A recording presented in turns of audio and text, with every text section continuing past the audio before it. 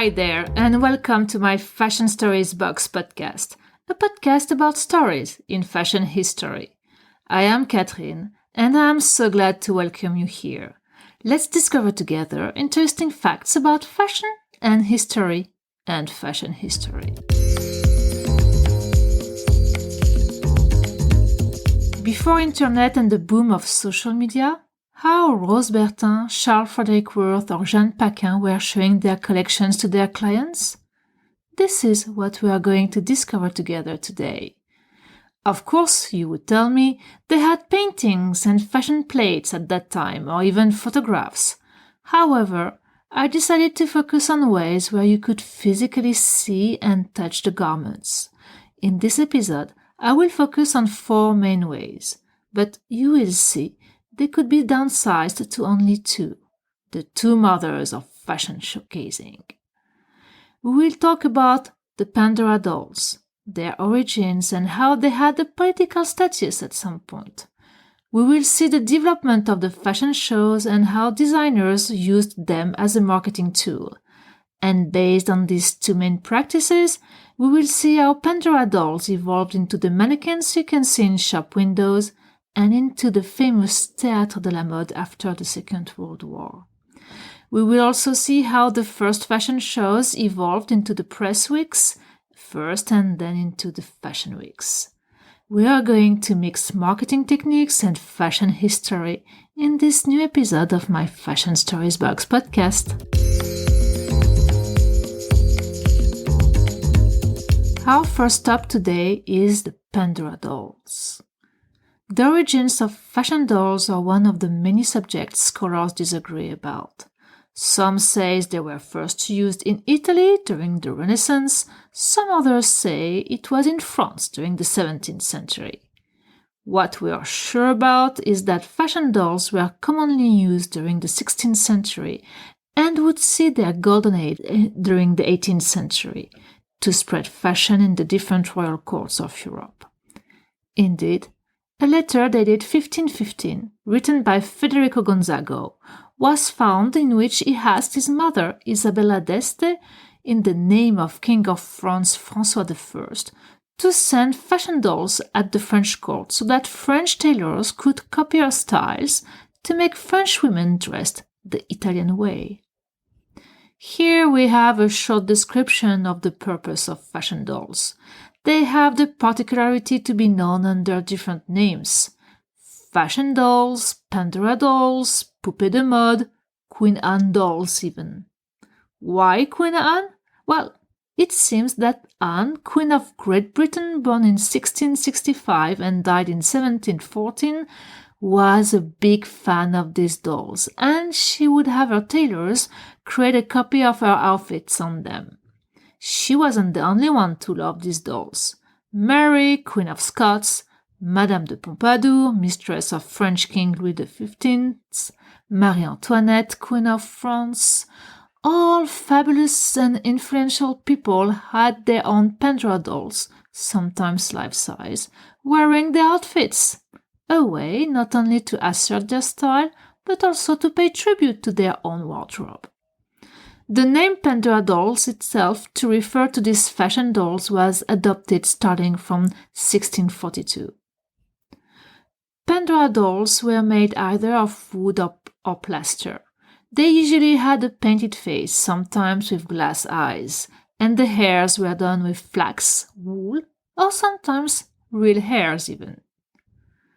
The purpose of these dolls, as you can already guess, was to physically showcase the main fashion styles of this time before proceeding to produce them. Remember that during the 17th and 18th centuries, garments were handmade.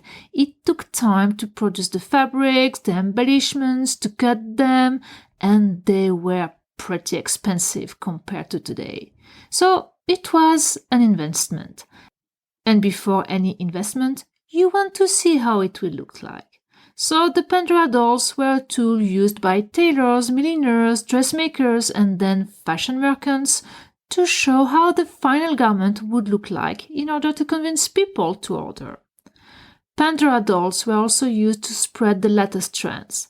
At that time, royal courts were where fashion trends would appear, and each court would want to have the monopoly on fashion. The court of France in Versailles became quite successful in this, and Pandora dolls were used to spread the Versailles trends as they were sent to other European courts. This was Rose Bertin, the Minister of Fashion and the designer of Marie Antoinette, did with her designs. Sometimes they were accompanied with directions on measurements and types of fabrics and techniques to use so that it was easier for local tailors to recreate the style. Remember again, at that time, people would dress the same way as kings or queens and not because of the name of a particular tailor. Before the 19th century, nobody really knew the name of the people creating the garments. They didn't have the cult of the designer as we have now. It was more the cult of the queen or king. So, our Pandora dolls were a powerful marketing tool, but not only. They also became a political tool. During one of the many wars opposing the two main powers of the 18th century, France and England, in 1712, fashion dolls were exempt from embargoes. They obtained a passport to freely travel between Paris and London, and even had a cavalry escort. Fashion more important than wars? Who would have guessed? Throughout the 18th century, Pandora dolls became more common, and not just for the elite and their dressmakers. As they were commonly used to spread style throughout the world, they could also be used to hide secret information.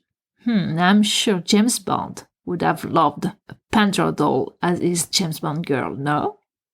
It can seem silly and funny, however, Napoleon I took the threat seriously. Indeed, he banned the use of fashion dolls in the fear that they would be used to pass secret messages. You see?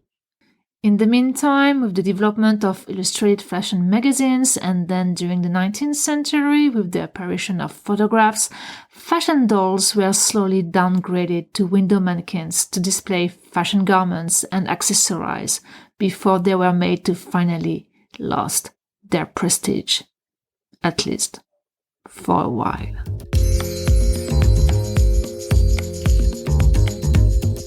Our second stop for today is the fashion shows.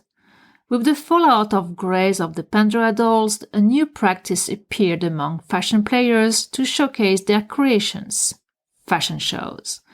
The first to have organized such an event was no other than the man considered as the father of modern haute couture, the first recognized designer in history, Charles Frederick Worth. The legend has it that he asked one of his saleswomen to wear a shawl and to walk down with it. This action would have given him the idea to organize a show to showcase his creations with models in flesh. In the 1860s, he would be the first one to present his collections on real models in his salons. The first fashion shows were private events organized for the designer's clients in private venues or inside the fashion houses.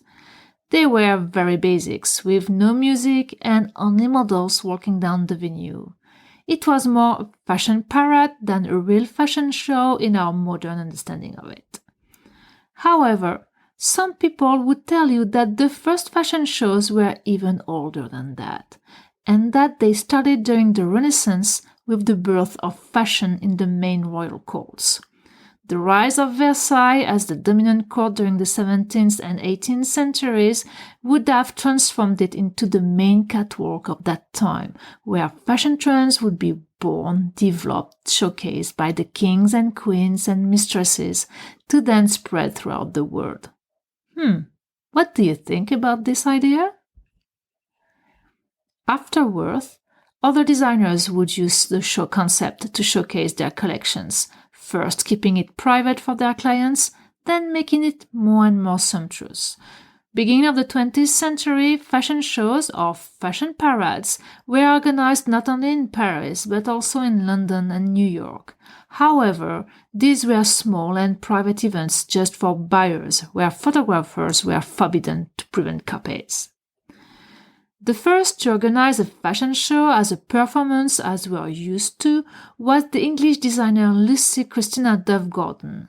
In 1911, she opens her shop in Paris and, to celebrate this event, organizes a real show with her models striking poses.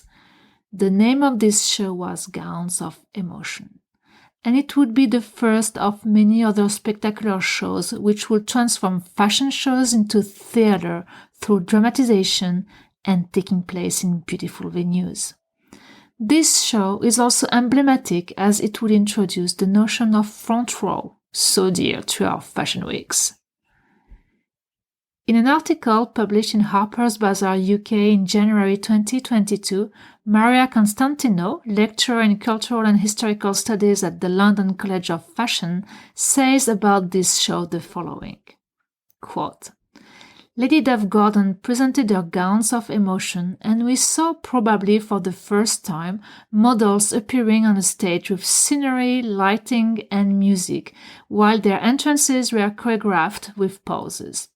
The theatrical innovation, complete with a printed program, not only introduced the first fashion shows as a performance, but it also introduced the idea of showing fashion to a larger assembled audience, albeit an audience of the same social class and tastes who attended by invitation. Unquote. She also adds, quote, this introduction of the stage was also significant because it established the divide between the audience and the models, as well as the spatial distribution of the audience itself, who occupied which seats and where. Unquote. The 20s would be rich of this kind of show performances.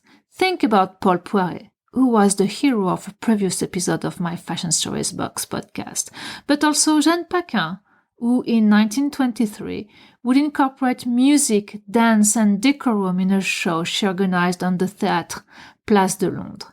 And Coco Chanel would also have her say by introducing the model walk with the American dancer Irene Castle. Hips forward, sloping shoulders, one hand in a pocket and the other one moving. On the other side of the Atlantic, American retailers started to organize fashion shows at the beginning of the 20th century. They would showcase haute couture outfits from Paris or copies they did from the originals. It was a common practice at that time for American retailers to go to Paris, watching fashion shows and then creating their copies. This would last until the Second World War, during which the United States would develop their own fashion style. Fashion shows organized by retailers were a way to attract potential consumers in their stores. After the Second World War, the practice of organizing fashion shows would follow the air of the time. Music would take the ascendant on the shows. For example, Mary Quant would ask her models to dance on the catwalk. Shows would also be more original, with venues outside the fashion house of the designer. In the swinging 60s, Balmain presented his collection in a wine cellar, Pierre Cardin on the banks of the Seine in Paris, and Paco Rabanne at the Crazy Horse. Over time, the fashion shows became real shows in which the staging would be as important as the collection itself. As examples, Thierry Mugler in the 80s, John Galliano for Dior, Alexander McQueen and his remake of The Death of the Swan for his 1999 Spring-Summer collection. And before them, Elsa Schiaparelli in 1938 with her show Circus, a real show and fashion where the venue and setup is as important as the concept of the collection. Not to forget Christian Dior when in 1947 he introduced to the world his new look. Fashion shows became also political, with Yves Saint Laurent and his Libération collection in 1971, whose show would create a scandal, taking inspiration from the years of war and occupation. And what about today's shows organized by Chanel, Dior, where you have full installations created, sometimes historical venues booked?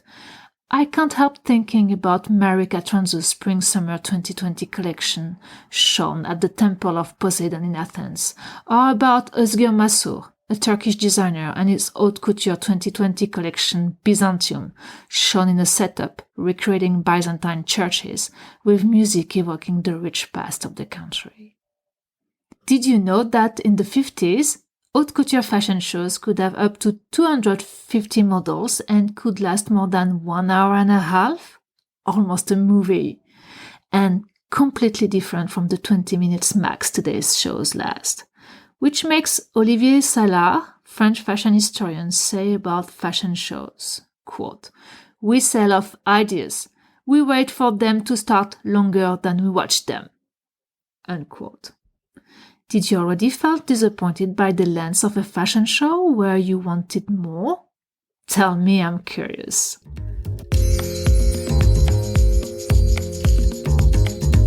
We are now smoothly arriving to the third stop of our today's episode, the birth of fashion weeks.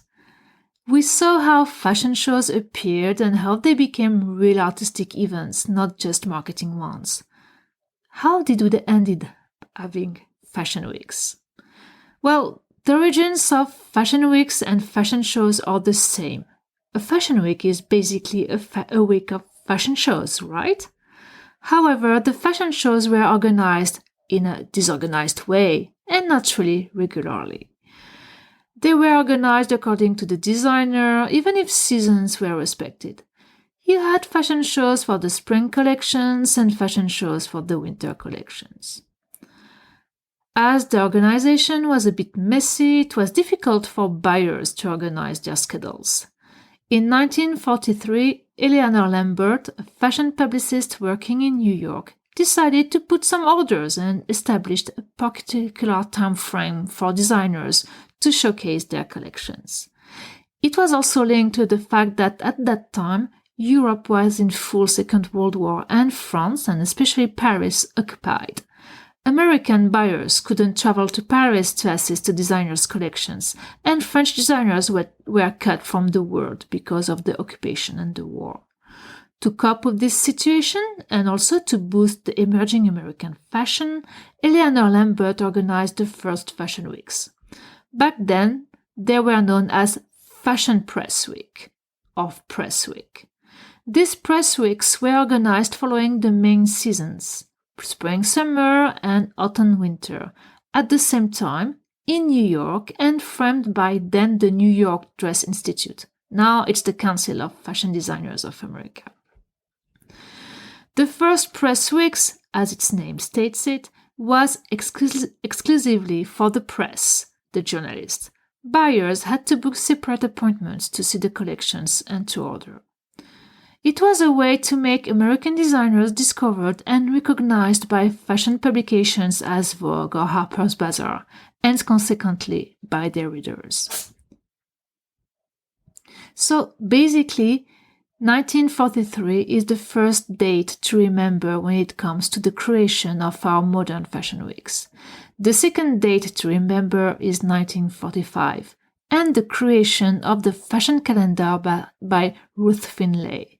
This fashion calendar was established to make sure that a clear program would be established for attendees to attend, meaning that scheduled clashes between all designer shows had to be prevented at all costs. 1945 is also a year to remember as the creation year of the second fashion week, which was, drumrolls, the Paris Fashion Week, by first la Chambre syndicale de la haute couture parisienne. And in 1973, la Fédération Française de la Couture, the French Fashion Federation, took on the organization of the Paris Fashion Week.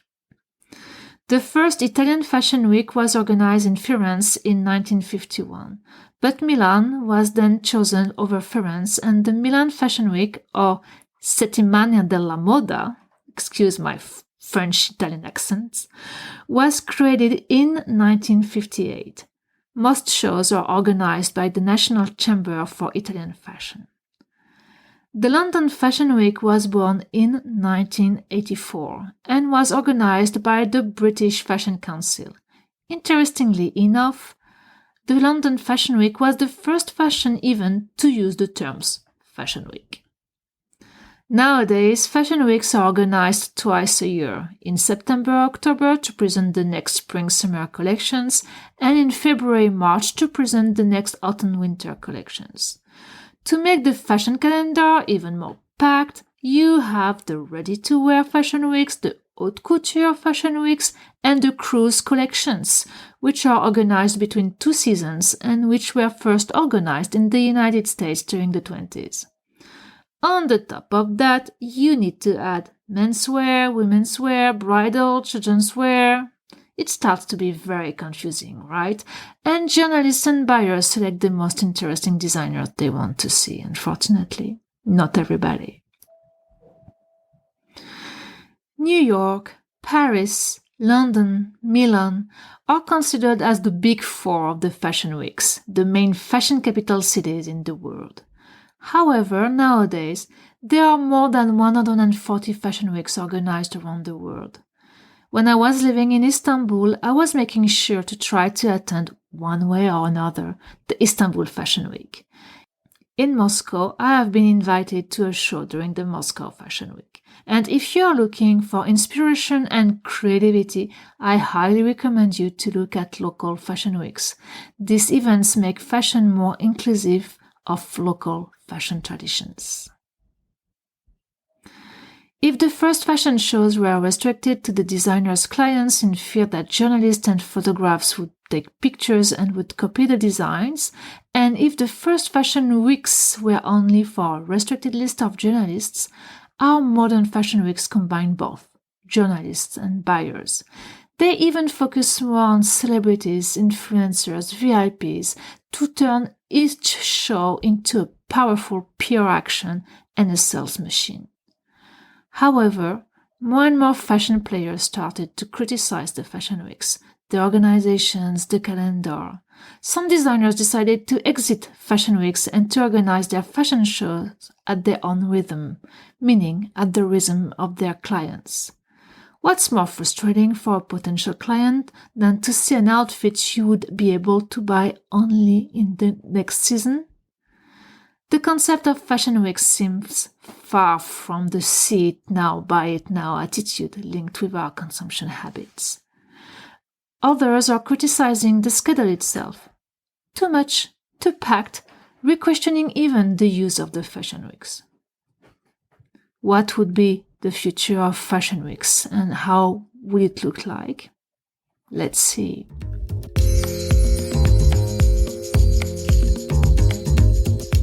And here comes our last stop for today, the Théâtre de la Mode, a mix between Pandora dolls and fashion shows.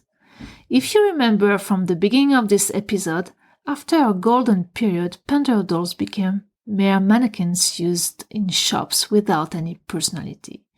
They would do a fashion comeback in 1945 with the organization of Le Théâtre de la Mode, the fashion theater.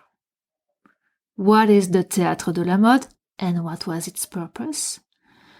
Le Théâtre de la Mode presents itself as a touring exhibition whose goal was to promote the French fashion know-how after the Second World War and to raise money to reconstruct the country. It was organized by la Chambre syndicale de la couture parisienne. The first exhibition took place in Paris at Le Pavillon de Marsan at the Musée des Arts Décoratifs from March 28 to April 29, 1945, and it was visited by around 100,000 people. Then, it started its worldwide tour until 1946. At the origins of this initiative was Raoul Dautry, the head of l'Entraide Française, whose mission was to provide war relief to the French population.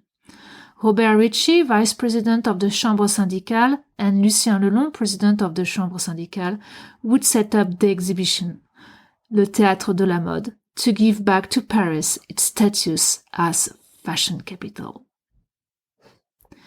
Elegance and Paris are inseparable. It's all of Paris, this theater of fashion. Its smile, its grit, its sweet, its charm, and its eternal soul with all its revivals. It is Paris again with its measure, its delicacy, its style, which adorns the era with an unexpected jewel full of grace and tact, and which, in the ephemeral history of fashion, marks the spirit of constancy and of duration, characterizing our sense of construction. What a beautiful plea for Paris as capital of fashion, right? Paris, the theater of fashion. It will become a sort of propaganda, using fashion as its core. The exhibition was composed of around 230 dolls, which members were made of wire and faces made of plaster. They measured between 70 and 80 centimeters, and they were designed by Eliane Bonabel and Catalan sculptor Ribble. The brief was that the organizers wanted to avoid the toy connotation linked with dolls. They take their inspiration directly from the Pandora dolls. Each doll was dressed with replicas from French designers' collections, and nothing was forgotten. Hats, accessories, hairstyles, everything was there. They presented between 1 and 5 looks from the Spring-Summer 1945 collections. Designers as Schiaparelli, Hermès, Balmain, Nina Ricci, Lucien Lelong, Jean Patou, Jeanne Lanvin, Balenciaga participated in this action alongside furriers, milliners, showmakers, jewelers as Cartier and Van Cleef & Arpels, and hairdressers. The dolls were then set up in 14 theater sets representing sceneries from Paris, Palais Royal, Champs-Élysées, Rue de la Paix, Place Vendôme, and created by famous decorators of that time as Emilio Terry or Jean Cocteau. Here, a big recognition should be made to all the small hands who created the outfits. 1945, it was still rationing in France. Everything was lacking. Nevertheless, they managed to find fabrics and other materials to create tiny buttons, pockets, shoes, bags, hats, belts, and it was for everybody implied a pro bono action, as we would say nowadays. So, no money earned at the end. The Théâtre de la Mode was a big national effort and solidarity movement to make France raise its head from the war and the occupation. When I told you fashion was stronger than wars. After Paris, the exhibition went to London, when it stayed for 6 weeks. Then it would travel to Barcelona, Stockholm, Vienna, and in other cities in Europe to finally end in New York in 1946. Then the dolls were stored away and everybody forgot about them. Sad, right? In 1952, they were moved to the Mary Hill Museum of Art in Golden Dale, Washington.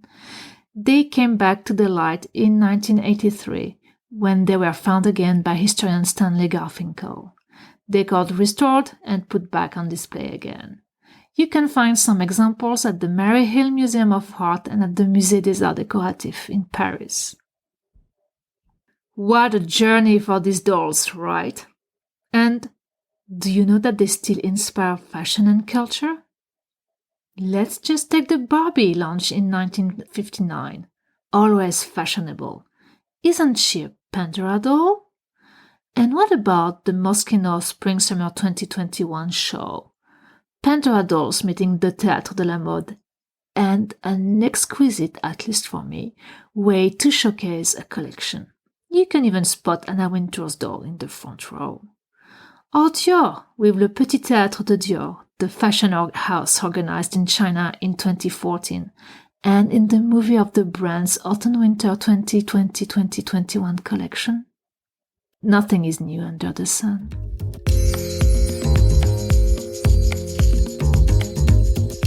Thank you for listening. I hope you enjoyed this episode of my Fashion Stories Box podcast dedicated to showcasing fashion, from the Pandora dolls to the first fashion shows, the Théâtre de la Mode and the fashion weeks. I guess you won't look at mannequins in shops the same way now. Feel free to subscribe to the podcast wherever you listen your podcast, to connect with me on Instagram and Facebook, to complete the podcast with some visuals. And if you like my podcast, feel free to leave a comment or a review. I would really appreciate it. I am Catherine, and this is my Fashion Stories Box podcast, a podcast about stories in fashion history. See you next time for a new Fashion Story Box.